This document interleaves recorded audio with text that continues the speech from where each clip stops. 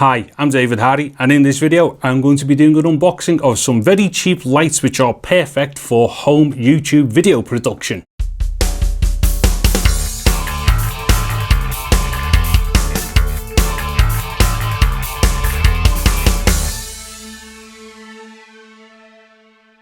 Okay, so what I'm going to do is jump into the unboxing straight away to show you the setting up of these lights, and then at the end I will test them out, and all the talky stuff that I've got to do I'll leave it to the end.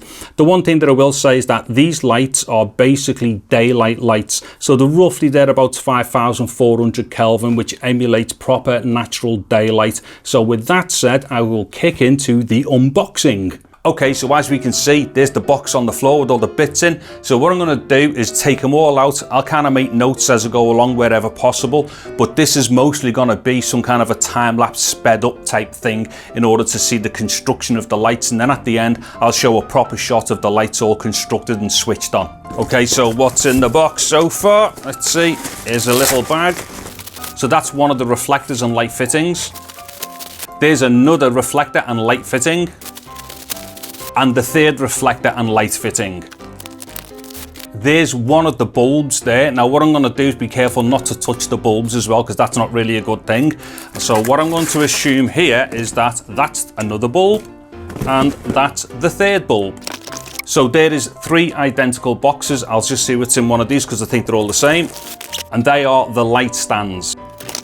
And the final box in the box is the boom pole for the boom light, and the bag that you can use to put some weights in to counterbalance the boom, and also there's the attachment to put the boom on one of the light stands. So there is the first one almost completed. So there's the actual light stand itself, there's the reflector with the light fitting in it, also the bulbs in it. So now what I'm going to do is put the diffuser over the front. Okay, so as we can see, there is the first one complete. It was a little bit fiddly just on the end there because I had to put the diffuser on, and what it is, that basically kind of fastens over it and connects via Velcro straps. So now I'll get on with the other two.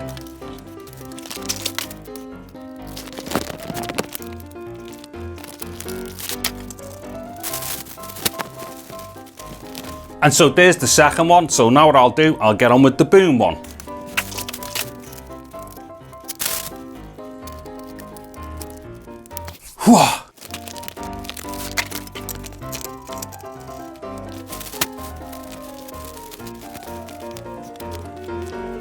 There's the third light on the boom.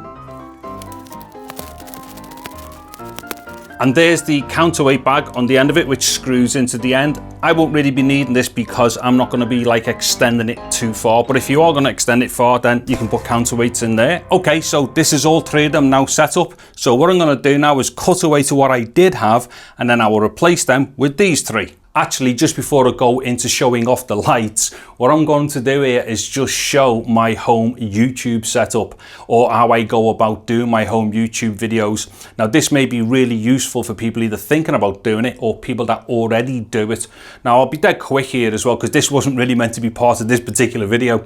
So basically, as you can see, I'm in a living room. You can see that from the unboxing, and anybody who's seen any of my videos can tell that the background is a living room. So anyway, what it is, I have a table set up. I have my computer monitor on there. I have my computer down there.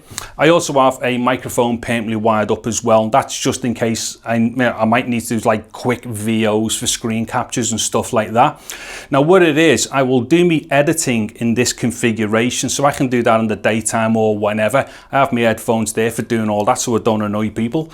And then what will happen when I need to do, say, me pieces to camera, I will pull the table out, run into another room, bring the lights in that I already normally have kind of like set to height and stuff like that, and then bring the tripod in to throw onto the back as well. And then what I will then do when I need to do my rostrum shots, which are them overhead shots, you know, for like unboxings and like showing stuff, I literally just grab that whiteboard there, stick it on the table, and then put another tripod here, which has then got a tilt action on so I can point straight down. So anyway, this is basically how I do all of my YouTube stuff. So what I'm about to do is actually show the setting up of when I pull this away and put the lights and everything on ready for me to do pieces to camera. So I'll do the same thing again. Actually, I'll speed this one up too.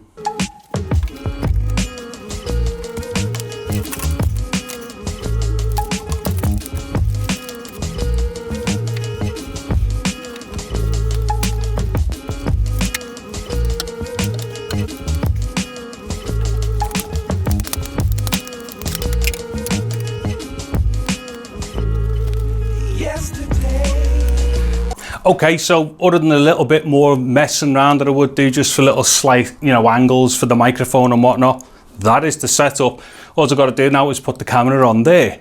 All right, so aside from the obvious problems with like exposure, white balance and probably focus, this is now the 3 lights set up.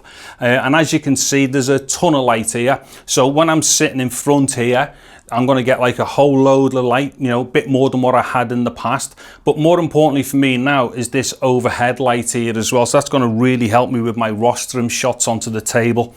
Let me just show you. And so literally all I do is drag out that whiteboard, and there's me rostrum shots all sorted as well for me unboxings and whatnot. Okay, now just to finish off this video, what I'm gonna do is put the camera on the other side and I'll show what the shots are like with and without the light. Okay, so just before I switch the lights on to show you exactly how they look, what it is right now, this is the room without the lights on. I've got my camera set to fully auto, so it's trying to gain as much as it can in order to try and expose me. But obviously also right now, there's quite a strong source of light behind me. So this just really isn't ideal whatsoever. Now I'm going to switch over to the lights. Okay, so this is now the same thing with the lights on. Now basically what I'll do, I'll run through a few reasons why I've got them and some of the advantages and whatnot. I'll try not to drag on with this and whatnot, but basically for me, what I want is like a lot of light, so then I've got more control with the camera.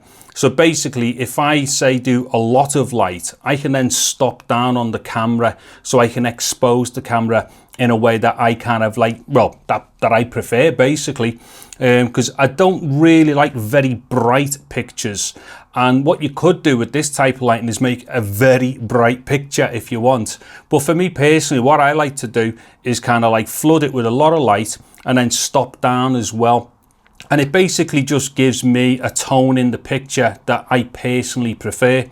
On top of that as well, it also allows you to get to a certain aperture as well, where your camera or your lens may be better at a certain aperture. So as for instance, I'm on f4 right now, which for my camera, which is a Sony AX100, this seems to be a pretty good point in its kind of glass and its exposure and whatnot at the length where I've got it zoomed in and what have you. So for me personally, I actually really like this look. So that what this does, it allows me to do that. Also, you'll notice it's very, very bright in the background.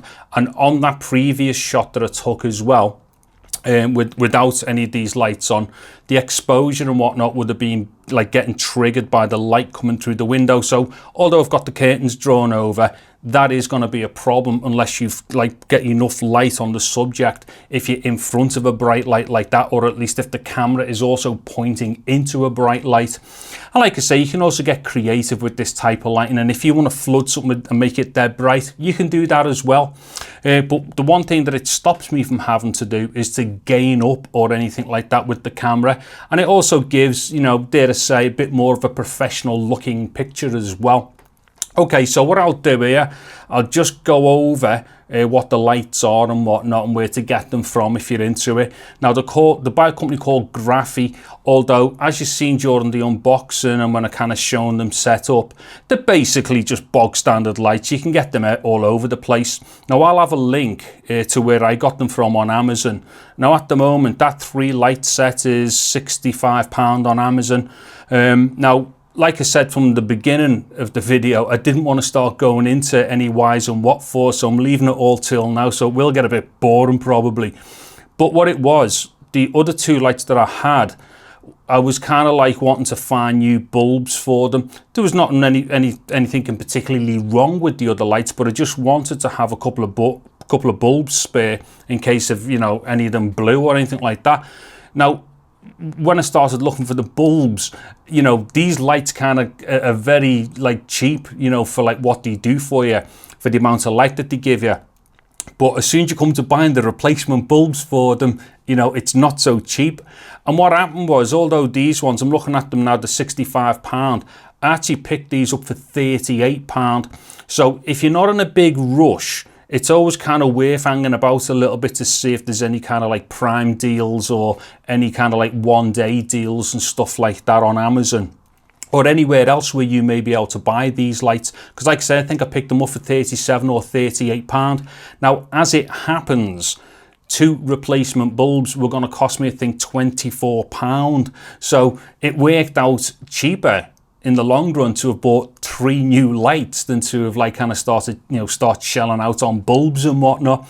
Anyway, so there'll be a link in the description below, and you know, and even if you don't want these ones, follow that link and it'll come up with other suggestions on Amazon for a ton of other lights as well. So shop around and just buy the cheapest ones you can, because basically these types of lights, they're just generic ones, you know, everybody makes them and sells them, as it were, you know. So yeah, don't kind of like, don't overspend with lights like these, because there's no need to.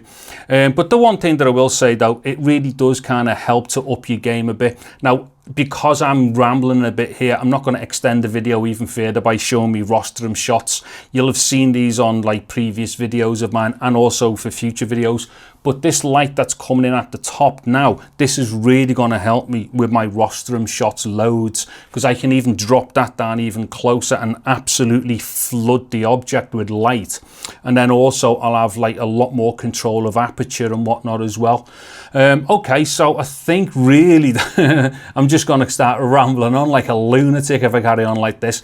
But hopefully what I've shown here is the fact that, one, you don't have to spend a ton of money to get some decent lighting, and two, to do these kind of things at home for a YouTube home setup is really not mega expensive or anything like that. And I dare say it's cheap as well, you know, because if you've already got your camera and say a microphone and such, and whether that's even just like a mobile phone, it doesn't matter, whatever you use to capture your video, just spending like an extra say 30 to 60 pounds is going to really up your game as far as using cheap lighting is concerned.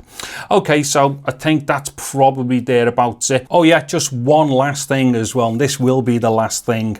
Because during this video I've been all over the floor unboxing, I've been moving things about and just generally all over the place like a mad person, I couldn't use like my usual like boom mic that I would use like when I'm normally seated here. Usually what I would do, I'd have the little boom on and I would have say a Sennheiser ME64 on it.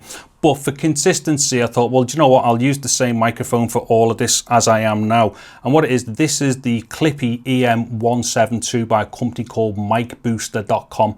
And at the moment, this microphone costs £31.50. So if you've liked the sound of this microphone, then there will be a link in the description below as well to take you to Mic Booster, so you can go and grab one of these mics. And I have to say right now, this is an amazing microphone. You know, I've been in the audio industry for a very long time. I've used tons and tons of microphones, and this is the singular most impressive omnidirectional lavalier. I've used ones which cost hundreds and hundreds, which all sound great, but for the price and whatnot, you simply cannot beat this microphone. Whilst I was doing the moving about bit, in fact, right now I'm still on the same system. I've actually got it plugged into a Rode Link wireless system, but this sound that you're hearing now, this is exactly how this microphone would sound if you plugged it straight into a camera that's capable of powering the mic with like plug-in power, and that's basically nearly every camera that's got a microphone input in it. Okay, so basically I've kind of gone on and on here, so I will shut up and get off. So the last thing that remains for me to say is thank you very much for watching this video. Take care and goodbye now.